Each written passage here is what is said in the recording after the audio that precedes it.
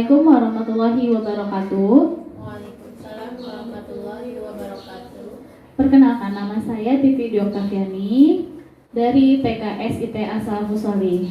Hari ini kita akan mendiskusikan materi tentang menyusun kurikulum operasional satuan pendidikan bagian 1. Selanjutnya yaitu eksplorasi konsep. Saya mempunyai beberapa pertanyaan. 1. Apa itu kurikulum operasional? Boleh dijawab Bu Nita atau Bu Novi? Baik, kurikulum operasional yaitu seluruh rencana proses belajar yang diselenggarakan di satuan pendidikan, pedoman seluruh penyelenggaraan pembelajaran. Baik, terima kasih Bu Nita. Pertanyaan selanjutnya, mengapa kurikulum operasional berbeda antara satuan pendidikan? Kurikulum operasional satuan pendidikan dikembangkan sesuai konteks dan kebutuhan peserta didik dan satuan pendidikannya. Pertanyaan ketiga, lalu apa prinsip pengembangan kurikulum operasional? Prinsip pengembangan kurikulum operasional ada 5. Yang pertama, berpusat pada peserta didik. Yang kedua, kontekstual. Yang ketiga, esensial. Dan yang keempat, akuntabel. Selanjutnya yaitu yang kelima, melibatkan berbagai pemangku kepentingan. Baik, terima kasih untuk Bu Mita dan Bu Novi atas jawabannya. Selanjutnya yaitu profil pelajar Pancasila merupakan acuan dalam penyusunan visi, misi, dan tujuan di satuan pendidikan. Pelajar Indonesia merupakan pelajar sepanjang hayat yang kompeten, berkarakter, dan berperilaku sesuai nilai-nilai Pancasila.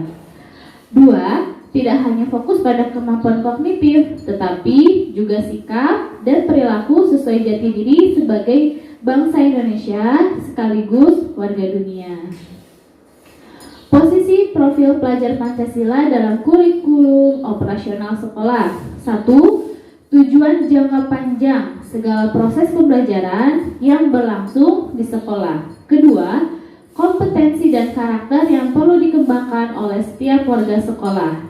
Yang ketiga, benang merah yang menyatukan segala praktik yang dijalankan di sekolah.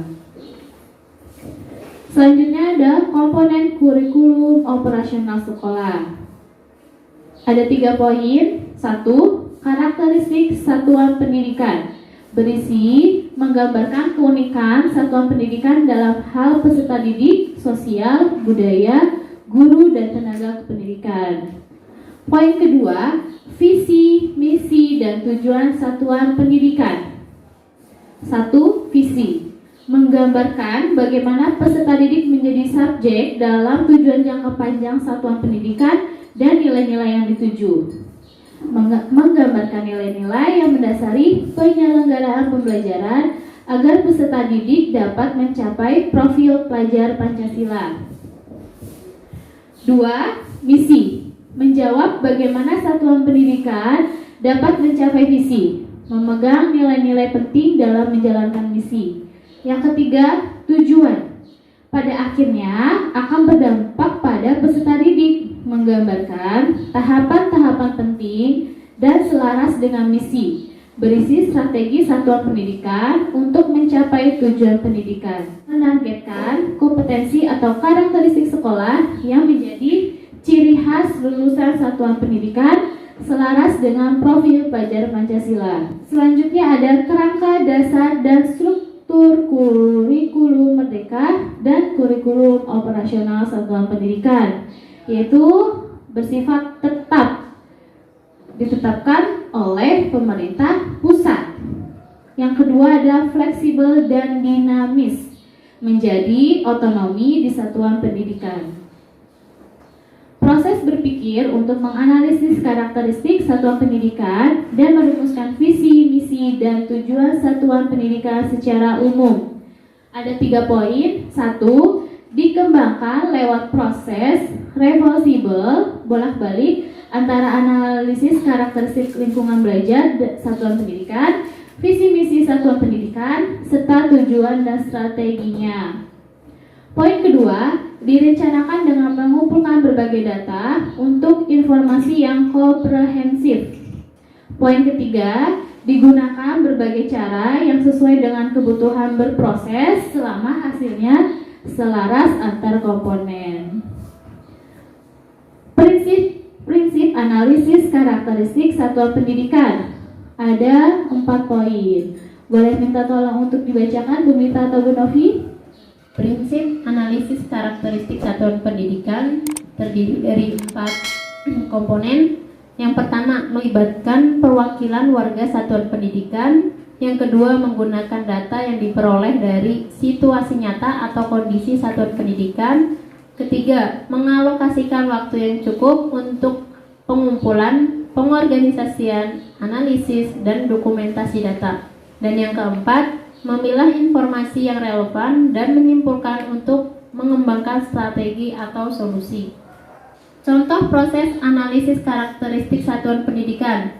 Analisis lingkungan belajar. Yang pertama, sumber daya alam, sosial, dan budaya. Poin pertamanya, bagaimana mendokumentasikan semua informasi sistem, sumber daya, dan fasilitas serta mitra yang ada. Yang kedua, apakah ada sumber daya dari lingkungan sekitar yang dapat dimanfaatkan oleh satuan pendidikan dalam proses belajar. Sumber pendanaan. Yang pertama, bagaimana proses pendanaan satuan pendidikan. Yang kedua, bagaimana penggunaan dana ini. Poin 3, sistem dan kebijakan daerah. Apa saja visi, misi, dan tujuan daerah? Apa saja kebijakan satuan pendidikan terkait indikator? Dan yang terakhir, kemitraan, yaitu siapa sajakah pihak-pihak yang dapat dilibatkan untuk mendukung program satuan pendidikan. Salah satunya misalkan organisasi, komunitas, tokoh, dan lain-lain. Baik, terima kasih untuk Bu Novi.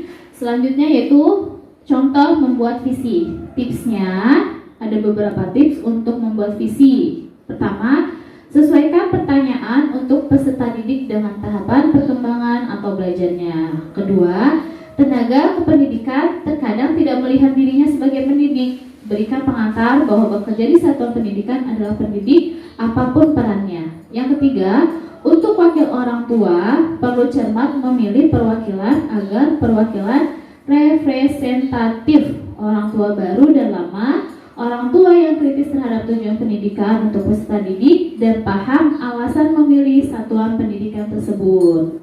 Jadi kalau kemarin di TK As-Salafus Sholih, kegiatan menyusun visi, misi, dan tujuan sekolah melibatkan ada guru, kepala sekolah, yayasan, dan perwakilan POMG atau komite dari orang tua.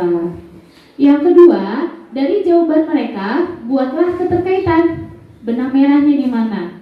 Yang ketiga, letakkan jawaban-jawaban ketiga kelompok tersebut sehingga semuanya terlihat. 4. Telisik persamaan dan perbedaannya. Kumpulkan sebanyak mungkin persamaannya. Bahas perbedaan yang ditemukan, apa saja kemungkinan yang membuat perbedaan tersebut.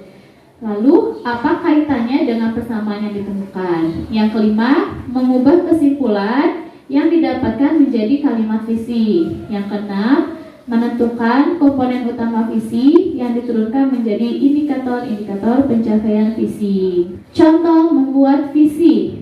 Tipsnya untuk membuat misi. Tipsnya yaitu untuk membuat kalimat aksi yang jelas, gunakan kata kerja operasional yang bersifat umum yang masih bisa diterjemahkan menjadi pernyataan spesifik. Contoh, menjadi satuan pendidikan yang menginspirasi perubahan. Yang kedua, menginisiasi aksi-aksi nyata dalam rangka mendidik masyarakat mengenai cara hidup ramah lingkungan. Cek kembali kalimat misi yang sudah dibuat dengan pertanyaan pemantik berikut. Apakah misi sudah berupa kalimat tindakan? Apakah misi menjelaskan pencapaian indikator visi? Apakah misi sudah dinyatakan dengan jelas dan tidak multitafsir? Selanjutnya, apakah misi menunjukkan keberpihakan para peserta didik? Selanjutnya yaitu contoh membuat tujuan satuan pendidikan di sekolah. Tujuan dibuat untuk menerjemahkan kalimat tindakan dalam misi menjadi aksi-aksi spesifik dan terukur. Aksi-aksi inilah yang selanjutnya akan digunakan manajemen satuan pendidikan untuk menyusun program kerja yang akan direfleksikan dan dievaluasi dalam kurun waktu tertentu. Prinsip penting dalam membuat tujuan. Ada 5 poin. Spesifik. Tujuan haruslah sederhana dan spesifik, dapat menjadi ciri khas satuan pendidikan. Yang kedua, measurable. Tujuan harus dapat diukur dan dapat memotivasi agar tercapai. Dibutuhkan kriteria pencapaian yang jelas. Yang ketiga, ada achievable atau attainable. Tujuan harus dapat dicapai dan dilaksanakan oleh seluruh warga pendidikan dan melibatkan pihak eksternal. Yang keempat adalah relevan. Tujuan harus relevan dengan misi, masuk akal, dan menempatkan pelajar sehingga mampu memperkuat kompetensinya. Yang kelima adalah time bound. Tujuan harus memiliki alokasi yang lebih fleksibel dengan lini masa yang disesuaikan dengan kebutuhan. Oleh karena itu, perlu melibatkan semua guru dalam pembuatan lini masa tersebut. Lalu tidak lupa untuk dievaluasi tujuannya untuk memastikan pencapaian secara berkala, menyediakan waktu untuk mendiskusikan bersama warga satuan pendidikan, dan harus direview dengan tujuan agar perlu tinjau secara berkelanjutan, direfleksikan bersama, dan didiskusikan modifikasi yang perlu dilakukan. Oke, untuk slide selanjutnya boleh minta tolong untuk dibacakan, Bu Mita. Baik, yang selanjutnya yaitu tips merumuskan tujuan yang berpusat pada peserta didik. Yang pertama yaitu fokus untuk memahami dan membantu peserta didik mengenal diri dan cara belajar mereka. Yang kedua, memungkinkan peserta didik melihat kemajuan mereka, merefleksikan cara dan kekuatan belajar mereka, dan menetapkan tujuan individu. Yang ketiga yaitu berefleksi dan meninjau kembali berdasarkan profil pelajar Pancasila. Peserta didik akan berubah dan bertumbuh sepanjang tahun, memberikan ruang bagi peserta didik untuk merekam refleksi diri secara teratur. Kemudian selanjutnya yaitu prinsip dalam merumuskan tujuan yang berpusat pada peserta didik. Di sini ada 6. Yang pertama, menambahkan kompetensi peserta didik sesuai karakteristik satuan pendidikan selama tidak bertentangan dengan profil pelajar Pancasila. Yang kedua, mengevaluasi secara kritis lingkungan belajar di satuan pendidikan dan membuat perubahan yang diperlukan bagi peserta didik dan guru guna mengembangkan nilai-nilai profil pelajar Pancasila. Yang ketiga, kembali berfokus pada tujuan satuan pendidikan atau program keahlian untuk SMK. Secara kreatif mengelola sumber daya manusia yang termasuk di dalamnya yaitu guru, orang tua, peserta didik, dan sumber daya lain di satuan pendidikan. Yang termasuk di dalamnya yaitu lingkungan, komunitas di sekitar satuan pendidikan. Kemudian, menjadikan profil pelajar Pancasila sebagai prinsip utama tiap program pembelajaran untuk membantu peserta didik mengembangkan sesuai keragaman potensi. Kemudian yang selanjutnya yaitu menggunakan profil pelajar Pancasila sebagai alat refleksi dan analisis seluruh program pembelajaran di satuan pendidikan. Dan yang terakhir yaitu melakukan refleksi berkala untuk mengetahui keberhasilan dalam pembelajaran guna memenuhi profil pelajar Pancasila yang dideskripsikan. Baik, terima kasih untuk Bu Mita. Untuk sesi selanjutnya yaitu ruang kolaborasi. Silakan ibu-ibu untuk mengerjakan LK yang sudah tersedia. Oke, kembali lagi setelah mengerjakan ruang kolaborasi, sekarang adalah elaborasi pemahaman. Saya mempunyai 3 pertanyaan. Pertanyaan pertama, visi, misi, dan tujuan satuan pendidikan yang disusun sesuai karakteristik dan kebutuhan di satuan pendidikan itu penting dalam mencapai tujuan pendidikan nasional. Mengapa? Ada yang bisa menjawab? Silakan. Baik, saya akan mencoba menjawab pertanyaan yang pertama. Mengapa visi, misi, dan tujuan itu begitu penting untuk satuan pendidikan karena satuan pendidikan itu menyusun sesuai dengan karakteristik dan kebutuhan yang di satuan pendidikan berangkat dari pemahaman bahwa kekhasan dan potensi internal yang dimiliki oleh satuan pendidikan atau karakteristik mampu memenuhi apa yang diperlukan oleh satuan pendidikan tersebut. Untuk poin keduanya, karakteristik dan kebutuhan satuan pendidikan perlu diintegrasikan dalam proses menentukan cita-cita bersama pada masa mendatang, yaitu dalam berbentuk visi, dan menyepakati bagaimana mewujudkannya cita-cita tersebut dalam sebuah tindakan, yaitu dalam bentuk visi, dan untuk mendapatkan hasil yang diinginkan pada peserta didik yang sesuai dengan tujuan pendidikan nasional, yaitu dengan tujuan. Pertanyaan kedua, pelibatan seluruh warga satuan pendidikan itu penting dalam menyusun visi, misi, dan tujuan satuan pendidikan. Mengapa? Perlibatan seluruh warga satuan pendidikan menjadi penting dalam penyusunan visi, misi, dan tujuan dari satuan pendidikan dikarenakan satuan pendidikan merupakan milik dari seluruh warga yang ada dalam lingkup satuan pendidikan tersebut, baik kepala sekolah, guru, tenaga kependidikan, peserta didik, orang tua peserta didik, dan komunitas yang terkait.